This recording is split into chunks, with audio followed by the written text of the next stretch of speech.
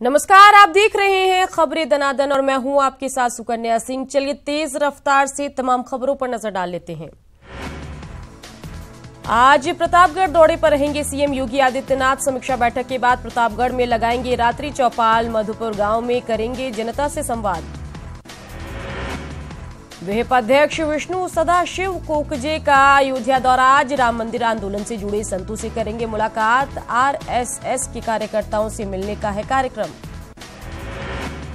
हरदोई में दो बहनों की संदिग्ध परिस्थितियों में मौत हो गई। दुपट्टे से लटके मिले दोनों बहनों के शव। हॉरर किलिंग की जताई जा रही आशंका। सहारनपुर में सामने आया विवाहिता का मौत से पहले का वीडियो। मायके वालों ने ससुराल के लोगों पर लगाया उत्पीड़न करने का आरोप। 2 महीने पहले ही हुई थी शादी। मेरठ में कबाड़ के गोदामों और झुग्गी झोपड़ियों में लगी भीषण आग। कई घंटों की कड़ी मशक्कत के बाद आग पर पाया गया काबू। लाखों के नुकसान की जताई जा रही आशंका। गाजियाबाद में बीजेपी अध्यक्ष अमित शाह ने 50 सालों तक पार्टी की जीत का लक्ष्य रखा है। अमित शाह ने ये बयान बीजेपी महिला मोर्चा के राष्ट्रीय प्रशिक्षण शिविर के कार्यक्रम के दौरान कही। एटा के बागवाला में पंचायत घर में चल रहे जुए के अड्डे पर पुलिस ने छापा मारकर 21 जुआरियों को गिरफ्तार कर लिया है। पुलिस ने मौके से 12,46,000 रुपए और 17 मोबाइल भी बरामद किए हैं। मऊ में प्राइवेट हॉस्पिटल की लापरवाही से नवजात बच्चे की मौत पर परिजनों ने जमकर हंगामा किया। आक्रोशित परिजनों ने डॉक्टरों पर 80,000 रुपए मांगने का आरोप लगाते हुए हंगामा किया। संभल के चंदौसी इलाके में जंगली कुत्तों ने आतंक मचा रखा है। इन कुत्तों ने पिछले 15 दिनों में 2 दर्जन लोगों को अपना शिकार बनाया है, जिसमें 5 लोगों की तो जान भी जा चुकी है। मथुरा के मांट इलाके में यमुना एक्सप्रेसवे पर गश्त कर रही पुलिस की गाड़ी में तेज रफ्तार अज्ञात वाहन ने टक्कर मार दी। हादसे में पुलिस की गाड़ी में मौजूद एक दारोगा और एक सिपाही घायल हो गया। मऊ के पिपरीडीह रेलवे स्टेशन के पास एक व्यक्ति की ट्रेन से गिरकर मौत हो गई। मृतक वाराणसी जनपद का रहने वाला था और वह देवरिया के लार रोड स्टेशन से वापस लौट रहा था। बहराइच के फकरपुर में पत्नी को विदा न करने से नाराज पति ने पत्नी को मिट्टी का तेल डालकर जिंदा जलाने का प्रयास किया। आग बुझाने के चक्कर में पत्नी के माता पिता भी गंभीर रूप से झुलस गए। यूं तो मोतियाबिंद उम्र बढ़ने के साथ महिलाओं पुरुषों में होने वाली आंख की एक आम बीमारी है, लेकिन बलरामपुर और आसपास के तराई इलाकों में विशिष्ट जलवायु के कारण मोतियाबिंद होने की दर 40% तक पहुंच गई है। कम उम्र के बच्चे भी इसके शिकार हो रहे हैं। सपा विधायक शिवपाल यादव ने प्रदेश सरकार पर हमला बोला। शिवपाल ने कहा कि सरकार पूरी तरह से फेल हो चुकी है और अब तक अपने किसी वादे को पूरा नहीं कर पाई। जनता इसका जवाब देगी। अमेठी में वन विभाग ने पृथ्वी दिवस कार्यक्रम का आयोजन किया। इस कार्यक्रम में जिले के किसानों को पर्यावरण को शुद्ध बनाने को लेकर जानकारियां दी गई।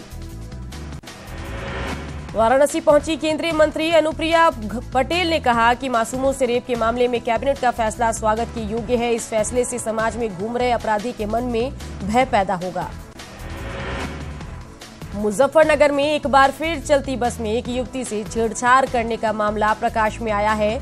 युवती की शिकायत पर मंसूरपुर पुलिस ने आरोपी युवक को गिरफ्तार कर लिया। अमेठी के मुसाफिर खाना इलाके में संदिग्ध परिस्थितियों में गांव में आग लग गई। आग इतनी भयानक थी कि उसकी चपेट में आकर गांव के 87 कच्चे मकान जलकर राख हो गए। फिल्म अभिनेत्री और मथुरा से सांसद हेमा मालिनी ने आगरा में ताजमहल का दीदार किया। परिवार के सदस्यों के साथ पहुंची हेमा मालिनी ने ताजमहल की खूबसूरती का नजारा देखा और जमकर तारीफ की।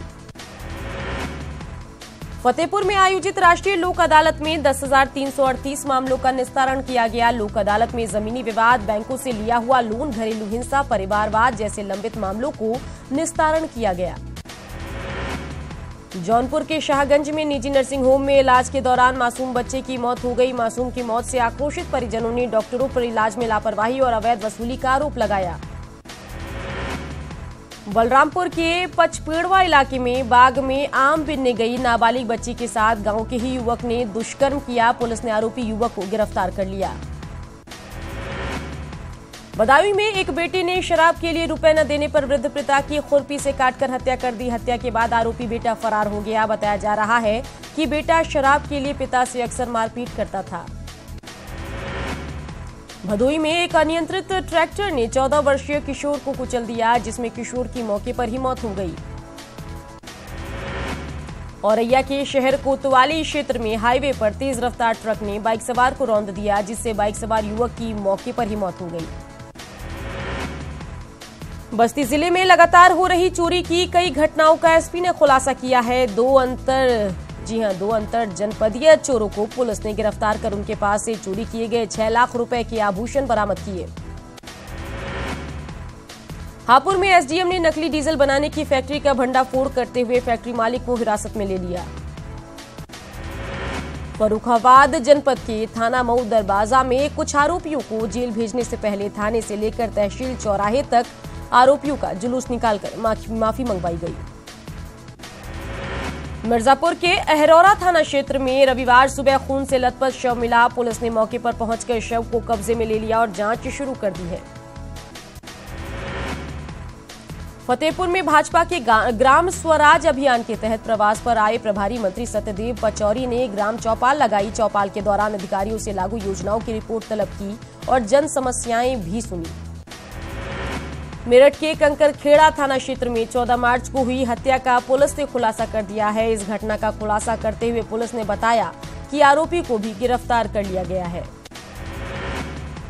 कानपुर के बिठूर में मामूली विवाद में अधिवक्ता ने पड़ोसी को गोली मार दी। गंभीर रूप से घायल युवक को निजी अस्पताल में भर्ती कराया गया, जहां उसकी हालत नाजुक बनी हुई है।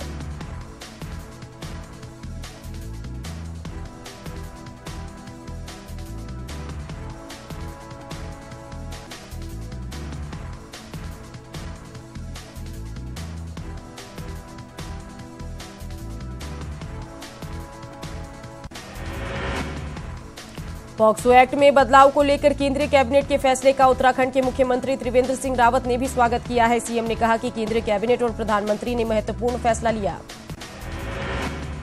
विश्व पृथ्वी दिवस के मौके पर मुख्यमंत्री त्रिवेंद्र सिंह रावत ने कहा कि प्लास्टिक के इस्तेमाल के चलते पर्यावरण को संकट हो रहा है। राज्य सरकार पॉलीथीन के इस्तेमाल को धीरे धीरे कम करने की दिशा में काम कर रही है। गर्मियों की शुरुआत होते ही प्रदेश भर में अलग अलग जगह पर जंगलों में आग लगने की वजह से अब तक लाखों की वन संपदा जलकर खाक हो चुकी है। पूरे राज्य में आज राष्ट्रीय लोक अदालत लगाई गई। राज्य भर में करीब 7000 मुकदमों पर सुनवाई हुई है, जिसमें कई वादों को सुलह समझौतों के आधार पर निस्तारित किया गया। श्रीनगर गढ़वाल में राज्य मंत्री डॉक्टर धन सिंह रावत की पहल पर ओएनजीसी के सहयोग से निःशुल्क स्वास्थ्य शिविर का आयोजन किया गया। पौड़ी में भी चारधाम यात्रा को लेकर जिला प्रशासन ने अपनी तैयारियां पूरी कर ली है। लोगों की चारधाम यात्रा सुरक्षित हो, इसके लिए जिला प्रशासन द्वारा बेहतर व्यवस्था की जा रही है। ऋषिकेश में मां गंगा का पर्व गंगा सप्तमी धूमधाम से मनाया गया। त्रिवेणी घाट में गंगा स्नान और पूजा अर्चना के लिए दूर दराज से श्रद्धालु पहुंचे। व्लादिमीर इलिच उल्यानोव लेनिन की 148वीं जयंती के अवसर पर रामनगर में एक परिचर्चा का आयोजन किया गया। समाजवादी लोक मंच द्वारा आयोजित इस परिचर्चा में देश के विभिन्न स्थानों से आए बुद्धिजीवियों ने भी शिरकत की। विकासनगर में एनसीईआरटी की जगह प्राइवेट पब्लिशर्स की किताबें मिलने से नाराज अभिभावकों ने स्कूल में जमकर हंगामा किया और स्कूल के खिलाफ कार्रवाई की मांग की। यमुनोत्री पैदल मार्ग में डंडी कंडी और घोड़ा खच्चर मजदूर के लिए घोड़ा खच्चर मजदूरों के लिए 2 मंजिला घोड़ा पड़ाव बनाया गया है। इसमें ग्राउंड फ्लोर पर घोड़े खच्चर बांधने की पार्किंग है, जबकि फर्स्ट फ्लोर पर मजदूरों के आराम और ठहरने की व्यवस्था की गई है।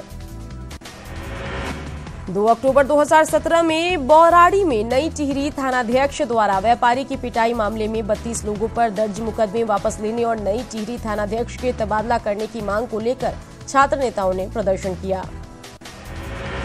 संत निरंकारी मिशन 24 अप्रैल को अल्मोड़ा में रक्तदान शिविर करने जा रहा है, जिसमें रक्तदान कर जरूरतमंदों को दिया जाएगा। इस कार्यक्रम में कैबिनेट मंत्री यशपाल आर्य और राज्य मंत्री रेखा आर्य शामिल होंगी।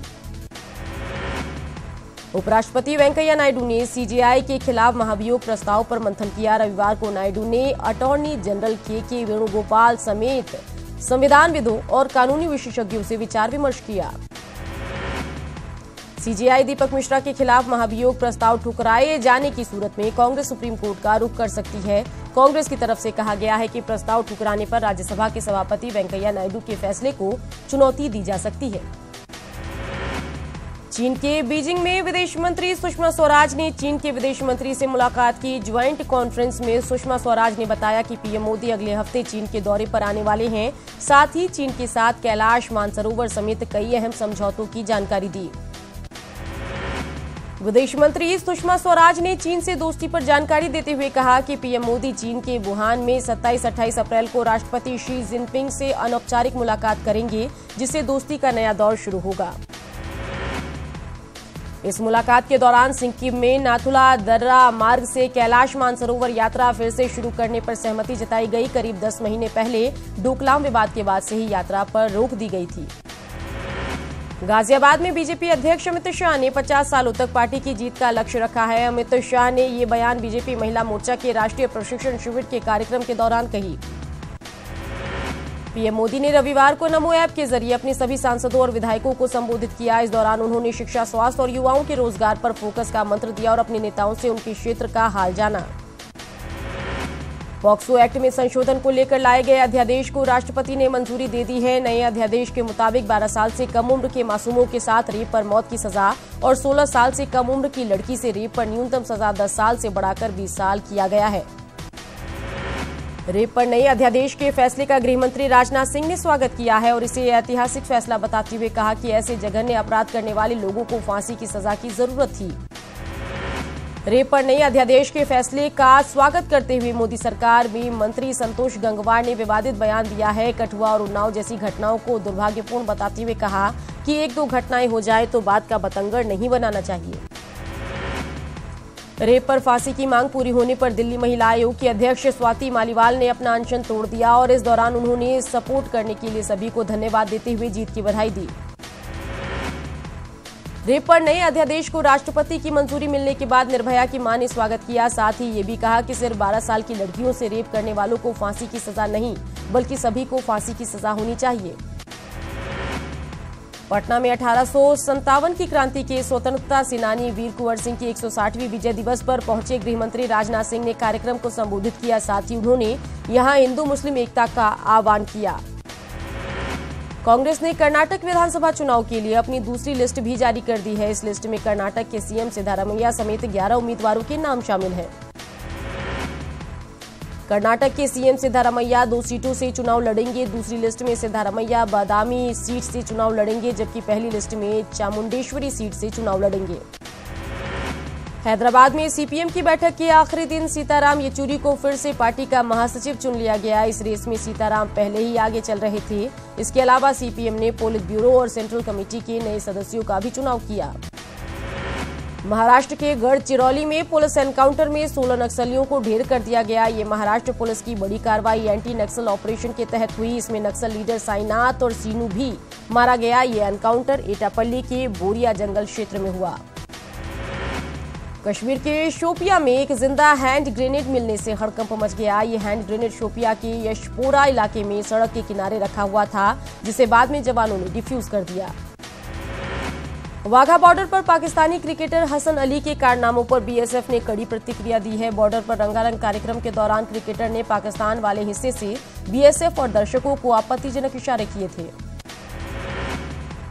अमृतसर से दिल्ली आ रहे एयर इंडिया के विमान में बड़ा हादसा टल गया। उड़ान के दौरान एयरक्राफ्ट का विंडो पैनल अंदर गिर गया, जिससे 3 यात्री जख्मी हो गए हैं। हादसे के दौरान कुछ ऑक्सीजन मास्क भी खुल गए। महाराष्ट्र के खुलदाबाद में स्थानीय लोगों ने जल संकट के विरोध में नेशनल हाईवे जाम कर दिया और सरकार के खिलाफ जमकर नारेबाजी की। गुस्साए लोगों ने इस दौरान सरकारी वाहनों पर पत्थरबाजी भी की। मिजोरम की राजधानी आइजोल की एंटी स्मगलिंग यूनिट ने बड़ी कामयाबी हासिल की है। यहां 29 किलो का अवैध सोना बरामद किया गया है, जिसकी कीमत बाजार में 9 करोड़ रुपए बताई जा रही है। पुलिस ने इस मामले में एक आरोपी को भी गिरफ्तार किया। मुंबई के कांदिवली गोकुल नगर में शिवसेना डिप्टी शाखा प्रमुख सचिन सावंत की गोली मारकर हत्या कर दी गई। बाइक सवार हमलावरों ने सचिन सावंत पर गोलियां चलाई, जिन्हें आनंद फानन में अस्पताल ले जाया गया, जहां डॉक्टरों ने उन्हें मृत घोषित कर दिया।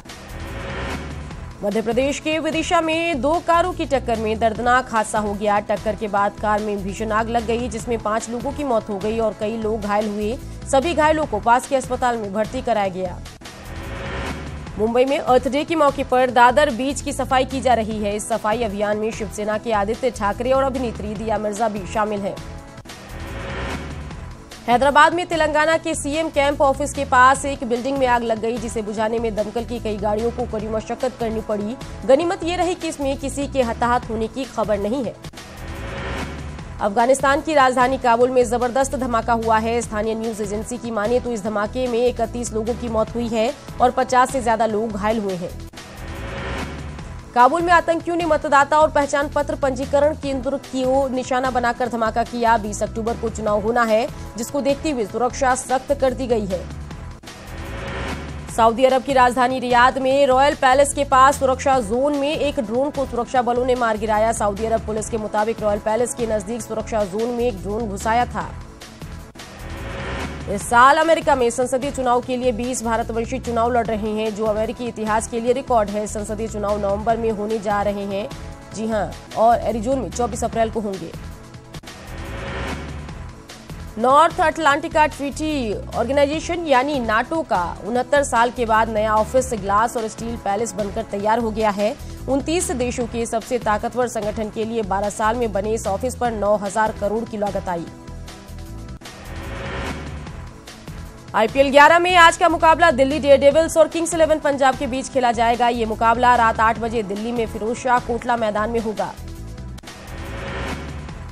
आईपीएल 11 में हैदराबाद में खेले गए मुकाबले में चेन्नई ने सनराइजर्स हैदराबाद को 4 रन से हरा दिया। पहले बल्लेबाजी करते हुए चेन्नई सुपर किंग्स ने 3 विकेट के नुकसान पर 183 रन का लक्ष्य दिया था। जवाब में हैदराबाद की टीम 20 ओवर में 6 विकेट खोकर सिर्फ 176 रन बना सकी। केकेआर के कप्तान दिनेश कार्तिक ने डकवर्थ लुईस नियम पर सवाल उठाए हैं और बीसीसीआई के से जयदेव मेथड नियम को लागू करने की वकालत की। शनिवार को बारिश की वजह से मैच केकेआर 9 विकेट से हार गया था, जिसके बाद दिनेश कार्तिक ने अपनी नाराजगी जाहिर की। और इसी के साथ इस बुलेटिन में इतना ही। दीजिए इजाजत, नमस्कार।